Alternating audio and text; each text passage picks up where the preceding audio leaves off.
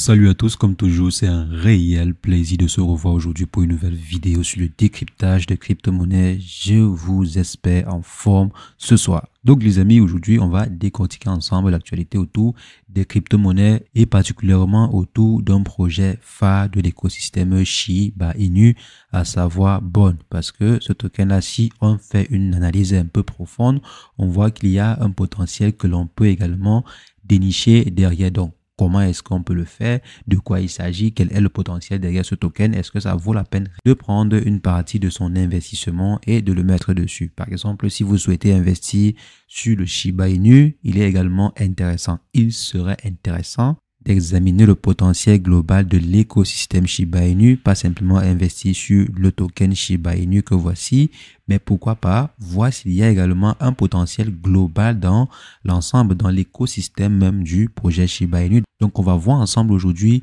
de quoi il en est en ce qui concerne le token BON et surtout le potentiel derrière ce token. Donc, qui fait partie de l'un des tokens de l'écosystème Shiba Inu parce qu'il y a quand même un très bon potentiel derrière ce token. Et quand moi je parle de potentiel, je parle de retour sur investissement. Donc, nous sommes des investisseurs. On cherche où est-ce qu'on peut faire du profit, où est-ce qu'on peut effectuer des placements pour faire du profit.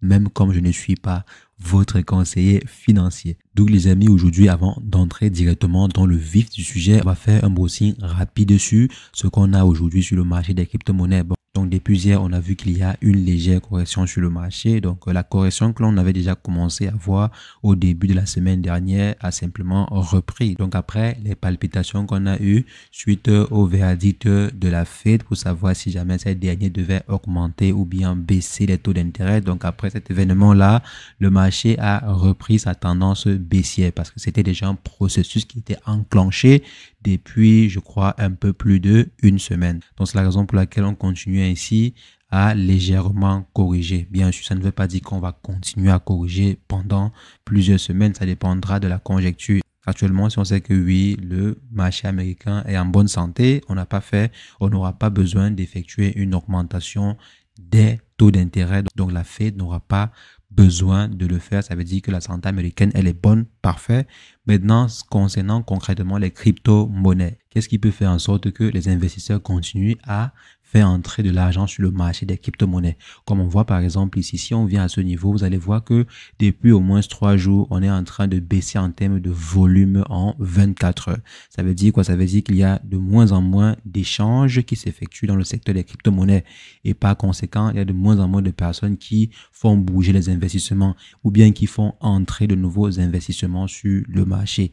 Donc par exemple, ceux qui achètent ou bien vendent les crypto-monnaies en utilisant des fiat ou bien en utilisant des crypto-monnaies. Donc pour par exemple acheter du Bitcoin, on passe par de l'Ethereum ou bien on passe par des ETH. Donc généralement, tous ces différents volumes de transactions est aussi un bon indicateur pour pouvoir analyser ou bien examiner la santé du marché. Donc pour l'instant, si on dirait que les investisseurs sont en train d'observer le marché, il y a beaucoup plus de personnes qui vendent. C'est la raison pour laquelle le marché descend aussi. Donc le marché chute parce que il n'y a pas trop de personnes qui effectuent des gros mouvements, mais il y a aussi une petite partie qui vendent. Maintenant, c'est en fonction des nouvelles ou bien des perspectives qui pourraient apparaître sur le marché que l'on va voir par exemple le marché se réveiller ou bien que l'on va voir des investisseurs investir à coup de milliards sur le marché. Mais pour l'instant, si ce marché reste très stable. Maintenant, on va revenir sur le projet qui nous intéresse aujourd'hui, à savoir le projet BON.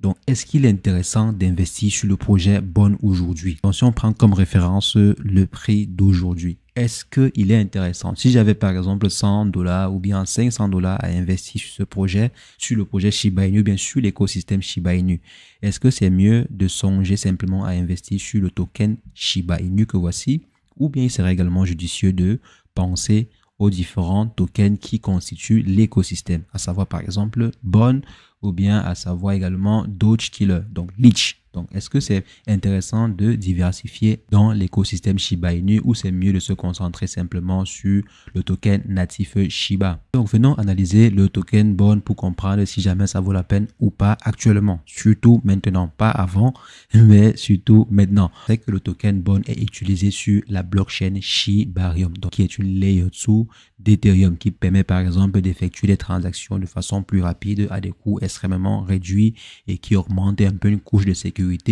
personnaliser ton propre à l'écosystème Shiba Inu. Donc, il y a également d'autres projets qui se sont lancés dessus. Il y a des projets qui sont en train de se lancer dessus, pardon. Donc, si vous vous rappelez bien, la team derrière le projet avait annoncé il y a quelques jours avoir réalisé près de 700 ETH de profit. Ils ont décidé de repartir en plusieurs parts. Il y avait par exemple ceux qui sont dédiés au burn, donc pour acheter du Shiba Inu et burner. Et également, il y a d'autres qui sont destinés à plusieurs autres actions. Payer le personnel, des œuvres caritatives, des décisions de la communauté, etc., etc. Maintenant, on sait que la blockchain Shibarium fait également partie des outils ou bien des produits qui génèrent de l'argent dans l'écosystème Shiba Inu. Donc, si on est à 700 ETH, générés, ça veut dire qu'il y a une bonne partie qui a été générée par la blockchain Shibarium. Parce que sur chaque transaction qui est effectuée sur Shibarium, il y a des frais qui sont prélevés. Il y a des frais qui sont prélevés et ça peut être conséquent en fonction du volume de transactions. Plus il y a en fait des transactions qui sont effectuées sur la blockchain, plus cela va générer de l'argent. Et ces commissions sont bien sûr prélevées en bonnes. Donc le token natif sur la blockchain Shibarium, c'est bonne. Donc, si jamais dans le futur, entre par exemple dans le top 5 des blockchains les plus utilisées ou bien dans le top 10 par exemple, donc devient une blockchain très utilisée, il y a de fortes chances que cela génère énormément d'argent et ce qui fera directement prendre de la valeur au token Bond. Donc, et maintenant, en plus de ceci, il y a de fortes chances que les prochains projets développés par l'écosystème ou bien par la team derrière le projet soit hébergé sur Shibarium. Les projets, je pense par exemple aux stablecoins qui vont mettre sur pied d'ici quelques temps. Bon, ils n'ont pas réellement eu à donner une roadmap concernant le stablecoin en question, mais il y a de fortes chances que le stablecoin en question soit hébergé sur Shibarium. Et ce serait en fait tout à fait normal parce que vous ne pouvez pas avoir votre propre blockchain et aller développer ou bien lancer votre token ou bien un nouveau projet sur une autre blockchain. Sauf s'il s'agit par exemple d'un projet spécifique qui requiert un environnement spécifique. Mais je pense par exemple que si demain le stablecoin Shi est lancé sur la blockchain Shibarium et que le stablecoin en question prend de la valeur et qu'il y aura des transactions qui seront effectuées sur Shibarium, il y aura également des frais. Pensez un peu à la BSC. Lorsque vous voulez effectuer des transactions de stablecoin, des BUSD, vous devez payer en fait des frais et les frais sont payés en quoi? En BNB. Donc, c'est à peu près le même principe. Si par exemple, le stablecoin Shi est lancé sur Shibarium et que le token en question, bien sûr, est utilisé par la communauté comme stablecoin, si jamais c'est adopté et utilisé massivement, vu que cela sera développé sur Ethereum, il y a de fortes chances que cela génère énormément, mais alors énormément de transactions. Et c'est là, les amis, que le token Bond va aussi prendre beaucoup plus de la valeur. Donc, imaginez-vous si toutes ces différentes applications où tous ces différents produits sont lancés sur Shibarium et qu'on a besoin ou bien que les différents utilisateurs ont besoin de plus en plus de bonds pour pouvoir payer des frais de transaction, alors le token bond va prendre de la valeur. Donc là, ce sont en fait les différentes projections que l'on peut faire sur le projet en question. Mais ce qui est sûr quand même, c'est que ces derniers sont en train de travailler dessus. Ce qu'on ne sait pas, par exemple, en ce qui concerne les stablecoins, c'est s'ils vont le lancer sur Shibarium ou bien ils vont lancer cela sur Ethereum. Mais on espère que ces derniers vont lancer cela sur Bond. Et si ces derniers lancent cela sur Shibarium, ça va faire augmenter la valeur de ce dernier. Maintenant, combien est-ce qu'on peut réellement gagner si on décide, par exemple, de se positionner aujourd'hui ou bien de se positionner lorsque le prix va un peu plus chuter?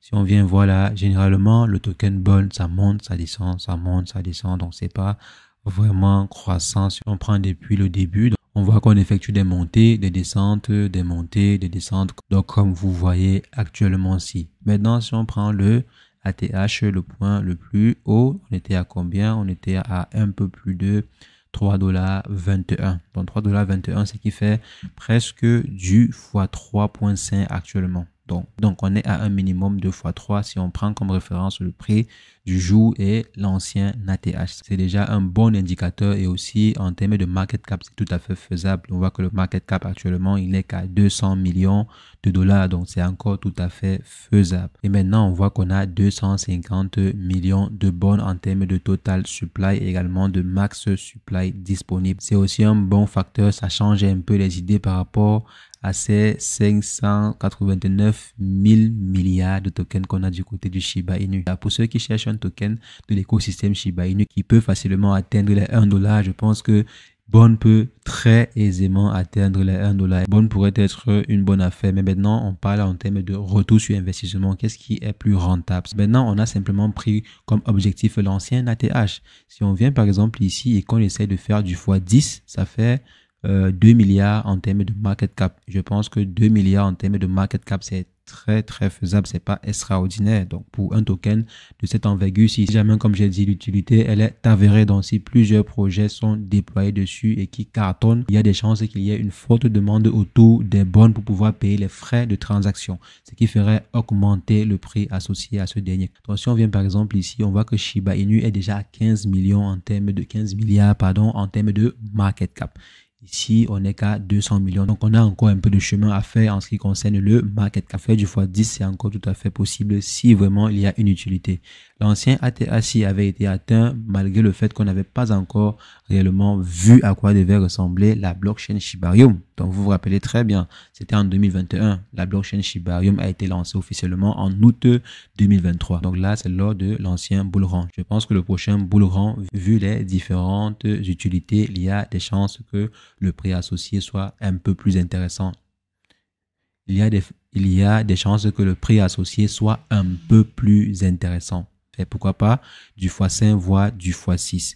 Maintenant, est-ce qu'il est encore possible de faire du x5 ou du x10 sur le projet Shiba Inu? Donc, faire du x10, ça veut dire qu'on monte à un market cap de 150 milliards. Donc, est-ce que vous pensez qu'on peut arriver à 150 milliards en termes de market cap sur le projet Shiba Inu? Donc là, dites-le moi en commentaire.